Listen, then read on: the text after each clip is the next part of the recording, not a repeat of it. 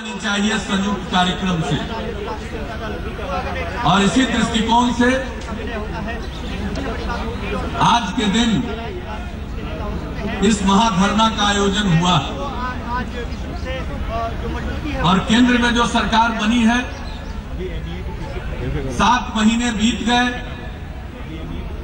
जो इन्होंने चुनाव के दौरान वायदे किए थे वो सबको भूल गए हैं। इन्होंने चुनाव के दौरान युवा बंद होगा, लेकिन नए रोजगार के प्रबंध की बात छोड़ दीजिए। जो रोजगार पहले से उपलब्ध थे केंद्र सरकार के पास, उनके नियुक्ति पर रोक लगा दी गई। आज सबसे ज्यादा अगर कोई ठगा हुआ महसूस कर रहा है तो वह है देश की युवा पीढ़ी। किसानों की बहुत बड़ी आबादी है देश में। हमारे यहां बिहार में तो 76% लोग अपनी आजीविका के लिए कृषि पर निर्भर हैं। वादा किया गया था कि किसानों के साथ न्याय करेंगे और किसानों को जो फसल उपजाने में लागत लगती है उस पर 50% मुनाफा जोड़कर न्यूनतम समर्थन मूल्य घोषित किया जाएगा। ये बात और किसी ने नहीं, भाजपा के चुनाव घोषणा पत्र में तो था ही, लेकिन जो भारतीय जनता पार्टी के प्रधानमंत्री के उम्मीदवार थे और जो आज देश के आदरणीय प्रधानमंत्री हैं, उन्होंने चुनाव सभाओं में ये बात हर जगह कही, लागत का 1.5 गुना मिनिमम सपोर्ट प्राइस मिलेगा। आज क्या हुआ उस ऐलान का? अब जो केंद्र सरकार बनने के बाद इन्होंने न्यूनतम समर्थन मूल्य की घोषणा की, लागत के 1.5 गुने की बात भूल जाइए। जो पहले के वर्षों में भी जितनी वृद्धि होती थी उतनी वृद्धि नहीं हुई। किसानों के आत्महत्या का सिलसिला बंद नहीं हो रहा। और तो और गुजरात में किसान परिवार के 21 साल के नौजवान ने आत्महत्या का दाह कर लिया। आखिर ऐसा क्यों हो रहा? हर प्रकार के किसानों को, चाहे वो गेहूं पैदा करें, धान पैदा करें, मक्का पैदा करें, कपास पैदा करें, सबकी हालत बिगड़ती चली जा रही है। तो हम सब जानना चाहते हैं क्या हुआ वायदों का। मांग कर रहे हैं गुजरात में लोग न्यूनतम समर्थन मूल्य बढ़ाने की बात। आज अपने किए गए वायदे को भूल गए। इन्होंने देश भर में कहा था काला धन वापस लाएंगे, और इतना काला धन विदेशों में जमा है, इस देश के चोर लुटेरों ने देश का धन लूटकर जमा किया है कि अगर हम वो पैसा ला पाएंगे और लाएंगे तो देश के हर गरीब आदमी को मुफ्त में यूं ही 15 से 20 लाख रुपए मिल जाएंगे। ये कहा था आदरणीय मोदी जी ने। राष्ट्रीय अध्यक्ष भाजपा के हैं श्री राजनाथ सिंह, उन्होंने तो कहा कि 100 दिन के अंदर वापस आ जाएंगे। न जाने क्या क्या कहे गए।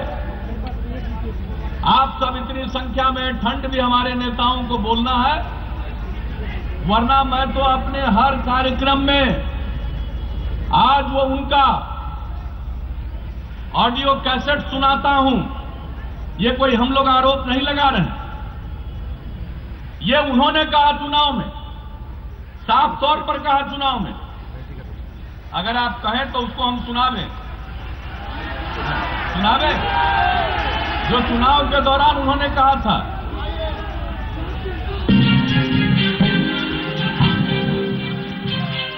देखो, मोदी जी की सरकार आने पर बाबा रामदेव है, आजकल कहां गायब है पता ही नहीं चल रहा। सैकड़ों नहीं लाखों करोड़ रुपए देश को वापस दिलाने का काम शुरू करवाए। और बीजेपी के अध्यक्ष राजनाथ सिंह ने दावा किया है कि केंद्र में उनकी सरकार बनने के बाद 100 दिन के अंदर अंदर विदेशों में जमा काला धन वापस ले।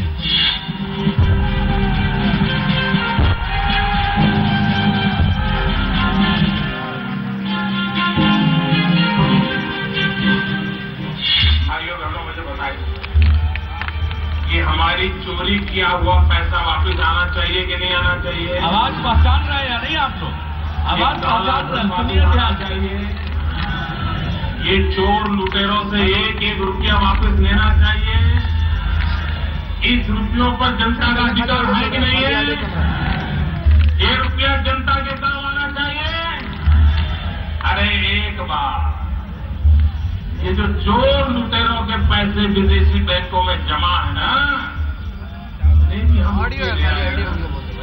तो भी हिंदुस्तान के एक गरीब आदमी को मुफ्त में 15-20 लाख रुपए भी मिल जाए। चुनाव में क्या उन्होंने कहा कि हर गरीब को मुफ्त में 15 से 20 लाख रुपए मिल जाएंगे? कहां गया रुपया? ये भारतीय जनता पार्टी के हर नेता के सामने जाकर पूछना चाहिए कि ये कहां गया 15 से 20 लाख रुपया? कब दीजिएगा? चेक से दीजिएगा कि नगद दीजिएगा, कैश दीजिएगा? ये एक एक से पूछना चाहिए। आप लौट करके जाइए और हर जगह लोगों से पूछिए। और इसके बाद बताइए, ये प्रधानमंत्री जनधन योजना चली है, हालांकि ये पुरानी स्कीम है, नाम नया, प्रचार में माहिर लोग हैं। इसमें खाता खुल रहा 8 करोड़ से ज्यादा खुल गया, लेकिन अभी समाचार पत्रों में खबर आई है, छपी है कि भाई 5 करोड़ से ज्यादा खाताधारी हैं, उनके अकाउंट में कोई लेन देन नहीं हुआ है। और ये जनधन योजना का जो लाभ था कि जिसका खाता होगा उसको दुर्घटना बीमा योजना का भी लाभ होगा, लेकिन खबर छपी है कि जिन खाताधारियों के खाते से कोई लेन देन नहीं हुआ, ट्रांजैक्शन नहीं हुआ है, अब उनको दुर्घटना बीमा योजना का लाभ नहीं मिल पाएगा। बताइए, अरे भाई 15-20 लाख रुपया लाने में देर लगता तो देर होती कोई बात नहीं है आदरणीय मोदी जी, कम से कम बोहनी तो कर देते, शुरुआत तो कर देते। और अब सीधे चलते, जनता परिवार का मिलन हो रहा है जंतर मंतर पर। चाह रहे हैं, इसलिए आज ये महाधरना का कार्यक्रम है। वादा निभाओ, जो वादा किया उसे निभाना पड़ेगा और नहीं तो जाना पड़ेगा, इससे अलग कोई बात नहीं। जनता ने दे दिया वोट, लोग अफसोस करेंगे और कर रहे हैं, इसलिए आज संकल्प लेने का वक्त है। सब लोगों को बोलना है, मैं अपनी बात समाप्त करूंगा। जिस तरह से 2 बैठकों में बैठकर हम लोगों ने तय किया, जनता परिवार के शामिल दल मिलकर एक दल बनाएं, और भी बाकी लोग हैं उनके साथ हम और भी आगे व्यापक गठजोड़ बनाएं और इस देश की जनता को मजबूत विपक्ष दें और मजबूत विकल्प प्रदान करें, फिर जनता झांसे में नहीं आएगी। यही निवेदन है और आज यही संकल्प है। अगर ऐसा होता है तो इस देश की जनता को रास्ता मिलेगा। आज का अवसर है, सब लोग अपने अपने आग्रह को त्यागें, मिलें, और इसलिए पिछली बैठक में हम सब लोगों ने तय किया है और आदरणीय मुलायम सिंह यादव जी को अधिकृत किया है कि आप सारी प्रक्रिया को पूरा करवाइए, सब लोगों से बात करके इसके मोडालिटी को तय करिए और एक दल बनाइए। अरे भाई, हम लोग सब एक हैं। बहुत लोग अब प्रश्न करते हैं हमसे भी और लालू जी से भी, जैसे हम आज ऑडियो सुना रहे हैं वैसे ही उनकी तैयारी है। लालू जी ने जो हम पर कहा और हमने जो लालू जी पर कहा, ये वो जंतर मंतर पर जनता परिवार का मिलन हो रहा है। शरद यादव बोल रहे हैं, घर वापिस हो। ये आपने चुनाव में कहा था, पिछले चुनाव में कहा था, नरेंद्र मोदी ने ये बात कही थी।